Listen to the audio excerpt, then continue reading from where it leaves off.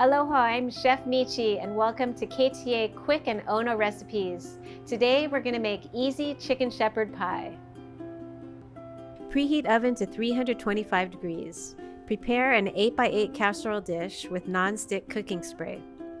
Heat the oil in a large pan, add the onions and cook until brown, about 3 minutes. Then add the thyme, granulated garlic, garlic salt, black pepper, and stock. Bring the liquid to a gentle simmer. Add the frozen veggies and cooked chicken and return the liquid to a simmer. Sprinkle in 1 cup of the potato flakes until the sauce starts to thicken. Remove from the heat. Add 4 cups of potato flakes to a bowl and slowly add boiling water per package directions. The finished potatoes should be thick to ensure it sets well. Pour the chicken mixture into the casserole and top with the mashed potatoes. Use a spatula to make a thin, even layer. Sprinkle with cheese and bake for 30 minutes until heated through and beautifully browned. Enjoy this healthy, hearty dish with a glass of Sauvignon Blanc.